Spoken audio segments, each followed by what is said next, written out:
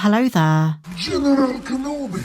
Alrighty then, my Jedi and Sith friends, hello and welcome back to another Star Wars video. It is I coming at you once again, your friend and your favourite galactic hostess, Star Wars Meg. So great to see you here again. Thank you for joining me as we take another dive into the galaxy far, far away. And today, we've got some huge reveals from the latest of the Kylo Ren comics. The Fall of Kylo Ren issue number 1 is finally out. I managed to pick up my copy in person because I'm old school like that, and this is a sequel to the Legacy of Vader comics. And just in case you're not aware, both series take place between The Last Jedi and The Rise of Skywalker, and the latest run is really starting to build recognizable bridges in the build-up to episode 9. But let me start by saying this. The first issue is pretty decent. It's not particularly amazing, and on the other hand it's not boring or dull, but it's in the last few panels of the final page that we get a huge canon recontextualization of Kylo's character arc between the two films. You might even say it's a retcon, that's what I'm calling it, as Lucasfilm desperately tries to make episode 9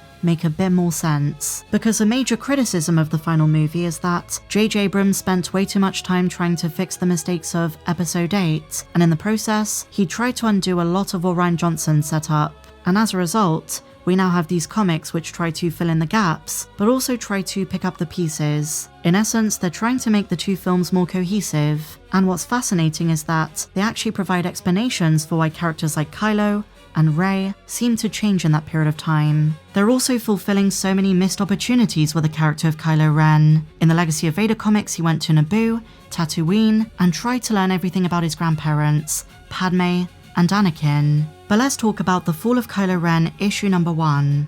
The majority of it explores how Kylo, now the new Supreme Leader of the First Order, wants to take over specific worlds and systems that his predecessor Snoke didn't. Their main target in this one is the agricultural world of Hetzel, known for its food medicine that possesses medicinal benefits. After the First Order is successful, Kylo Ren has a private moment of contemplation. And by the way, I absolutely love this shot of Kylo sat on his throne in the finalizer. It's giving Bo-Katan from Mando Season 3. So this is when Kylo Ren goes back on his word from what he said in episode 8. Changing his mantra, let the past die, he now decides he's made peace with the past. In a moment of rare maturity, he realizes that the past is what it is. You can't change it. All you can do is move on. He spent the entirety of the Legacy of Vader comics chasing his grandfather's footsteps, trying to become a new Vader. However, he's come a long way since. His experience at Vader's fortress on Mustafar changed him for good, and now he's ready to be done with that ambition. But as soon as he declares his change of heart,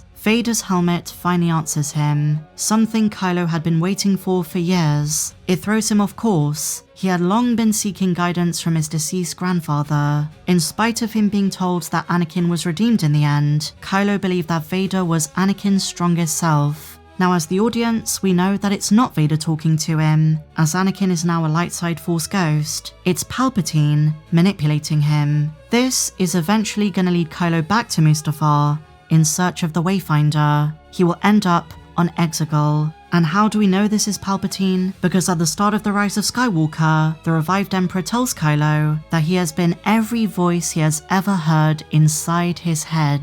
And now, thanks to the comic, we know exactly when the manipulation started. And as I said, it begins with Kylo Ren going back on his word from episode 8. And it's also important to note that this first issue is titled Power, because Kylo is not getting what he wants from the remnants of the First Order. He wants more, something that Palpatine is going to promise him. Kylo says, I am victorious. A galaxy is taking shape in my mind, a galaxy long past the failures of the Empire and Republic, a galaxy free of Jedi and Sith. For many years, I've seen my past and my legacy as an anchor, poison, something to be purged. My opinions on these matters have evolved. The past cannot be killed. What happened, happened. It's better to live with it, better to grow beyond it. My past will never again control me. You, grandfather, are dead. I am alive. And just as he's about to forge his own legacy and turn his back, a voice emerges from his grandfather's helmet. Kylo Ren, look at all you have achieved. You have done what I never could. You are free. You are alive. I am dead. But I can watch, and I shall do so. with great interest. And this, with great interest line should be the biggest giveaway that this is Palpatine. That's what he said to Anakin in The Phantom Menace. We shall watch your career with great interest. And now, Darth Sidious is watching over and guiding Kylo Ren. He wants to be his own man, but it seems like from the shadows, Palpatine is going to guide him to Exegol. You see, this is a very interesting period of time for Kylo's story, because on the one hand, he wants ultimate power over the galaxy, but on the other, he's miserable, alone, and seeking belonging. As Supreme Leader, he finally has achieved the authority he always thought he wanted, but he still feels pulled between the dark and the light, the part of him that is still Ben Solo. This was made apparent in the Legacy of Vader run. His relationship with Rey is another great example of this. He wants her to join him, suggesting that deep down, he doesn't simply want to destroy everything, he wants someone who understands him and sees his vision. And the most clever part of this comic is that Palpatine is exploiting one of Kylo's biggest weaknesses to get through to him. He's making it seem as though the ghost of Darth Vader himself is the one communicating. Kylo's connection to the helmet has been important since we first meet him in episode 7. Every single time Kylo felt the pull to the light side, he would consult it. Forgive me, I feel it again, the pull to the light. So the fact that, at least in his mind, the helmet is finally responding is a pretty huge deal in light of his changed outlook. He was not expecting this. He was literally seconds away from fully being done with the past, and he was about to move forward not being tied to the relics of what came before. But now, all of that is about to change once again. Because think of it this way, deep down he was desperately asking, am I doing the right thing? Can I ever live up to Vader?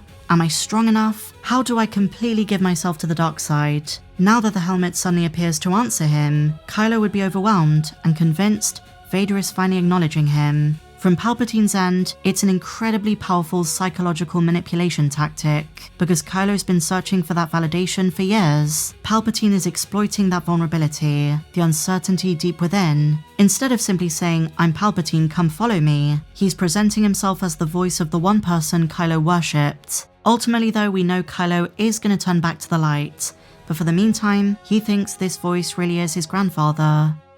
And so the comic ends in deep space. A fleet full of the agricultural survivors of the world of Hetzel.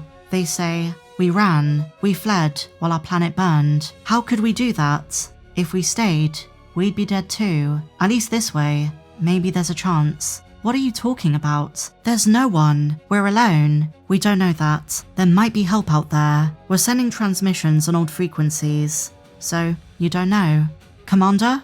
We have a signal, and in that moment, the Resistance saves the day. They've picked up their transmission, and they're there to help.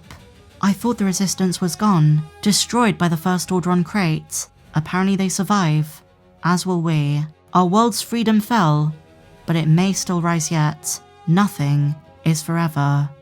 And finally, my friends, the comic ends with a preview for issue number 2. The new leader of the Knights of Ren, Tava Ren, is back, and it looks as though Kylo and Tava have to team up. The synopsis says that she returns to the First Order and Kylo seeking help from a terrifying droid threat. So, some pretty big reveals in this one, my friends. What do you guys think? Did you enjoy my coverage? And what do you think of Kylo Ren going back on his word and Palpatine manipulating him? Share your thoughts in the comments down below. And if you enjoyed this one, please be sure to give me a big fat thumbs up, subscribe if you're new, and may the Force be with you, always.